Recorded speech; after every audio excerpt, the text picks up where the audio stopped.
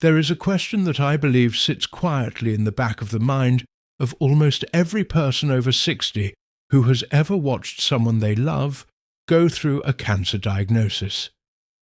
It is not always spoken out loud, it is not always even fully formed into words, but it is there, and it sounds something like this.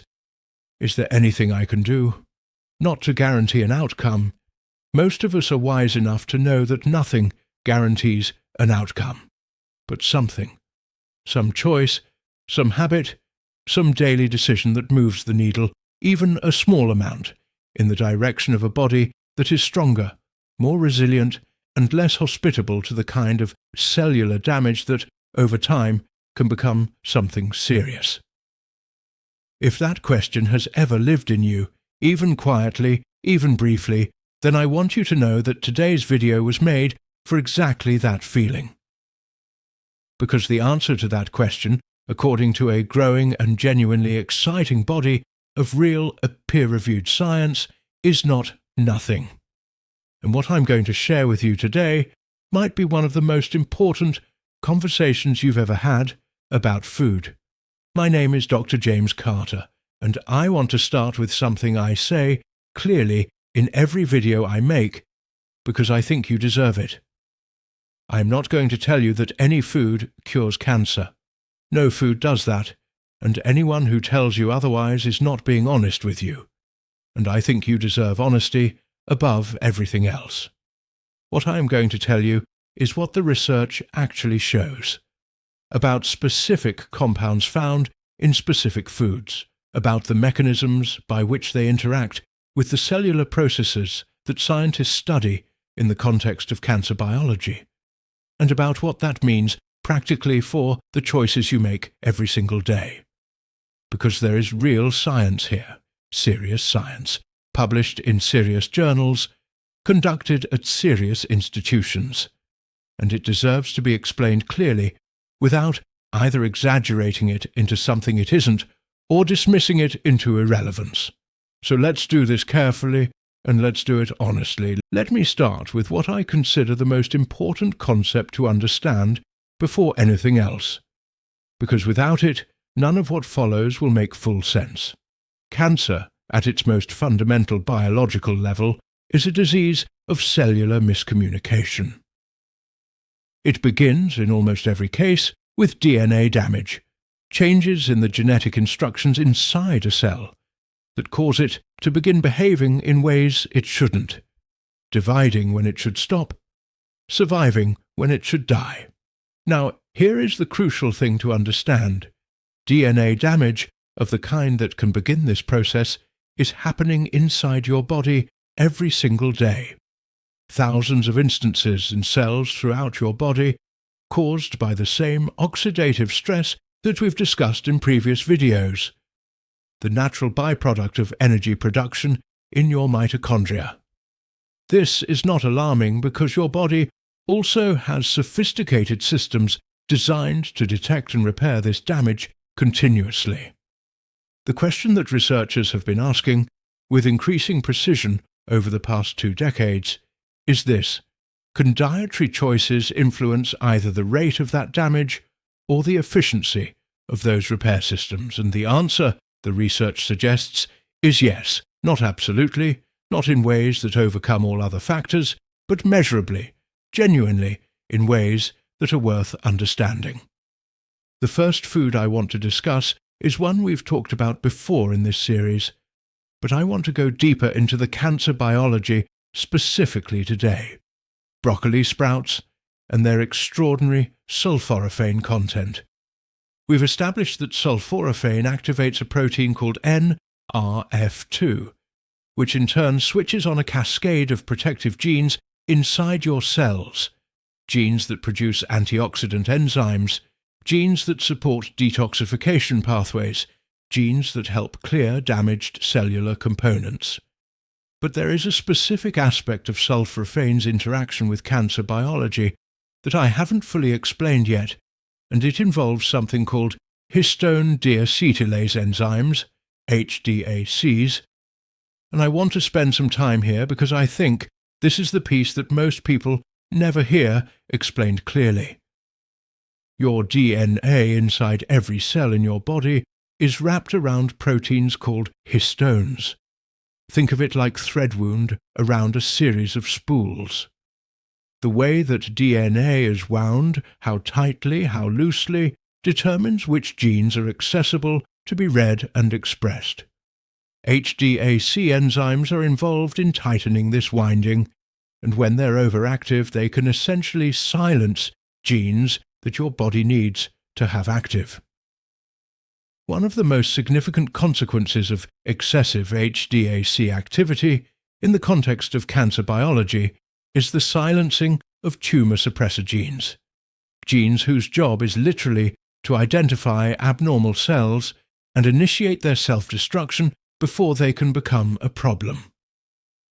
Research published in the Proceedings of the National Academy of Sciences has found that sulforaphane inhibits HDAC activity, and in doing so may help restore access to these tumor suppressor genes, essentially unlocking a protection system that had been switched off.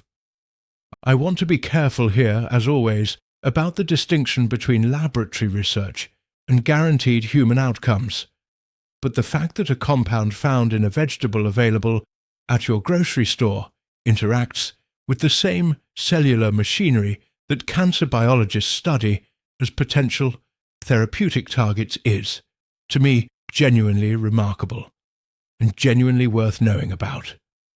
Now let's talk about the second food, and this is where I want to introduce something called angiogenesis, because understanding this process is key to understanding why this food matters. Angiogenesis is the process by which new blood vessels are formed. Under normal circumstances, this is how your body heals wounds, growing new vessels to supply blood to damaged tissue.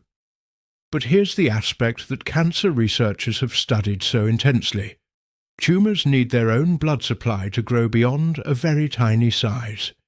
They cannot simply take nutrients from surrounding tissue indefinitely.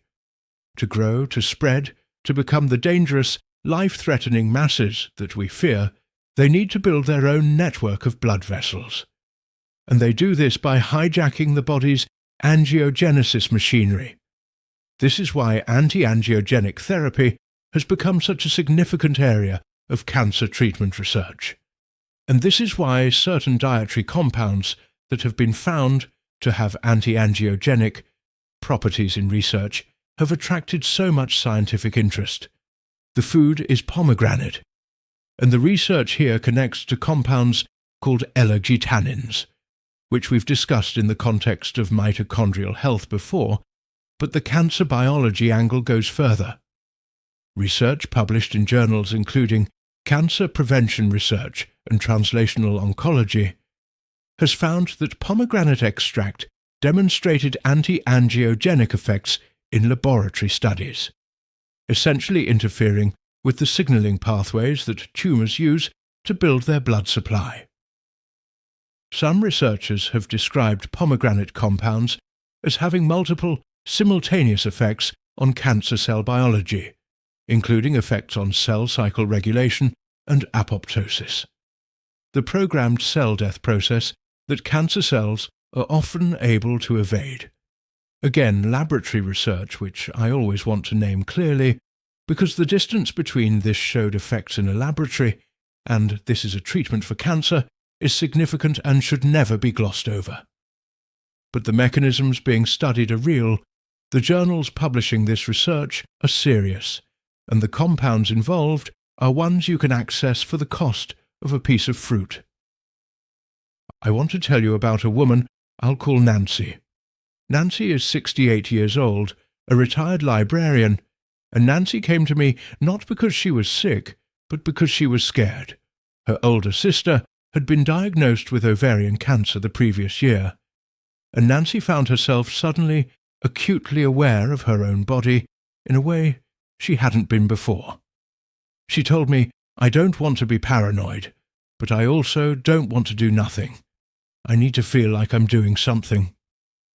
We talked about her diet, which was generally reasonable but didn't include many of the specific foods we've been discussing. We incorporated broccoli sprouts 3 times a week, daily pomegranate or pomegranate juice, and a few other adjustments. Nancy was clear with me about what she was looking for. Not a guarantee, not a cure, but a sense of participation in her own health. She told me 6 months later, "I don't lie awake worrying the same way I used to. I can't control everything, but I feel like I'm giving my body what I can give it. And that's made a real difference to my peace of mind." Nancy's story doesn't have a dramatic physical outcome to report. She remains healthy and continues her regular screenings, as she should. But the psychological shift she experienced, from helpless fear to active participation, is, in its own way, a profoundly meaningful outcome.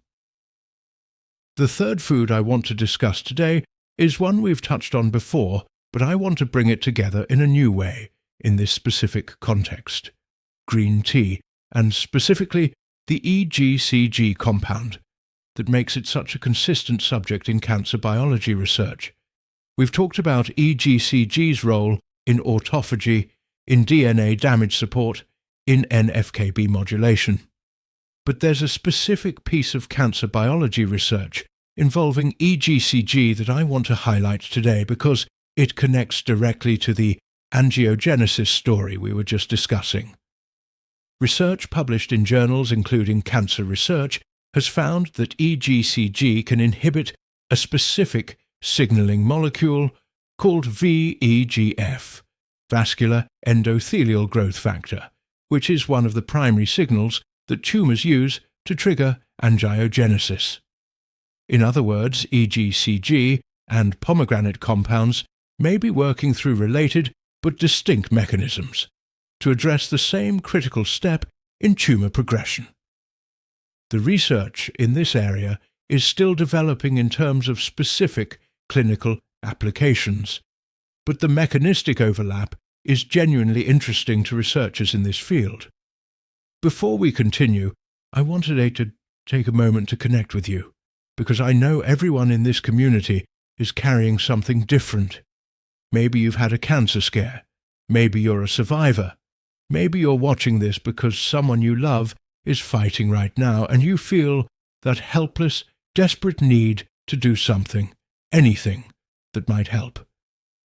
If that's you, I want you to take a breath, and I want you to know that it's okay to look for things you can do, as long as you're clear that these things work alongside medical care, not instead of it. Scroll down and tell me your age and what's been on your mind. I read every single comment, and this community holds space for all of it. And if this video has given you something valuable, please take a moment to hit the like button and subscribe, because the next piece of what I'm going to share involves a synergy combination that took me completely by surprise when I first reviewed the research, and I think it will surprise you too. Stay with me. I want to tell you about a man I'll call Leonard. Leonard is 76 years old, a retired firefighter, and Leonard had been through a prostate cancer diagnosis and successful treatment 5 years before he came to see me. His oncologist had given him the all clear, and Leonard was following his regular monitoring schedule faithfully, something I always emphasize because ongoing medical follow-up is not optional for anyone who's been through a cancer diagnosis. But Leonard told me something that I've heard in different variations from so many cancer survivors. The fear doesn't go away just because they tell you you're clear. You spend every day wondering if it's coming back. We worked on a comprehensive nutritional approach: broccoli sprouts, pomegranate, green tea, and several other changes. Leonard was consistent, disciplined. He approached it the way he'd approached his firefighting career, with the seriousness it deserved. At his 18-month follow-up, his PSA levels, the marker his oncologist monitored for signs of recurrence, had remained stable, well within the acceptable range. His oncologist noted that his overall health markers were excellent for his age. Leonard told me, "I don't know exactly what's making the difference. Maybe it's the food, Maybe it's the fact that I feel like I have some control over something. But I go to sleep easier now, and that's worth a lot. I share Leonard's story not to claim a causal relationship. His good results reflect excellent medical care and regular monitoring first and foremost. But his sense of agency, of participation, of not being a passive bystander in his own health story, that is real, and it is valuable, and it is something that evidence-based nutritional choices can genuinely support. And now, the synergy combination I promised you, the piece that I consider truly the most overlooked and most underexplained in everything we've discussed today. It involves combining sulforaphane from broccoli sprouts with a specific preparation method that dramatically increases its availability to your body, and it connects back to something we discussed in a much earlier video that you may have already heard. When you eat broccoli sprouts raw and freshly prepared, chewed well or blended, the myrosinase enzyme within the sprouts converts glucoraphanin into sulforaphane in your mouth and digestive tract. But here's the secret that almost nobody explains. If you add a small amount of raw mustard seed or mustard powder to lightly cooked broccoli, the mustard's own myrosinase enzyme acts as a substitute for the enzyme that cooking destroys, restoring the sulforaphane conversion almost completely. This means that people who prefer cooked broccoli or who find raw sprouts difficult to incorporate have a simple, inexpensive, evidence-based solution that requires nothing more than adding a small amount of mustard to their plate. Research from the University of Illinois specifically studied this combination and found that sulforaphane levels in cooked broccoli, prepared with mustard, were comparable to those in raw broccoli. This is the kind of practical, specific, immediately usable information that I think makes the difference between knowledge that sits in your head and knowledge that actually changes what you do tomorrow morning. I want to close with one final story. A woman I'll call Irene, who is 80 years old. Irene is remarkable to me, not because of a dramatic health transformation, but because of the way she thinks about all of this. Irene has lived through things that would have broken many people. She lost a husband to cancer 20 years ago. She went through her own breast cancer diagnosis and treatment in her early 70s. And she emerged from all of it with what I can only describe as a kind of fierce, clear-eyed determination to be as well as she possibly can, for as long as she possibly can. Irene eats broccoli sprouts with mustard several times a week. She drinks green tea every morning. She has pomegranate in her refrigerator, always. She does all of this alongside her regular oncology follow-up appointments, her mammograms, her blood work. None of it in place of medical care, all of it alongside it. And when I asked her what this approach meant to her, she said something I have thought about many times since. She said, "I know I can't control everything. I learned that a long time ago, but I can control what I put on my plate.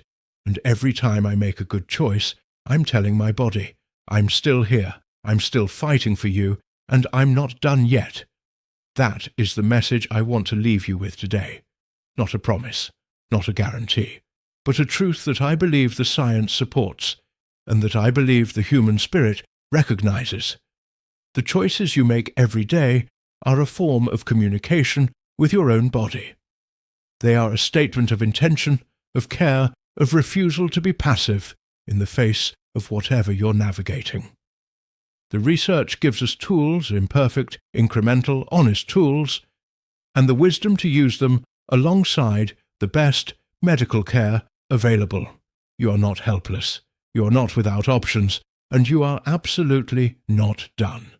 If this video gave you something valuable today, please subscribe and share it with someone who might need to hear it. Leave a comment below with your age and what's on your mind. I read every single one, and this community matters to me deeply. I'll see you in the next video. Take care of yourselves. You are worth every bit of this effort.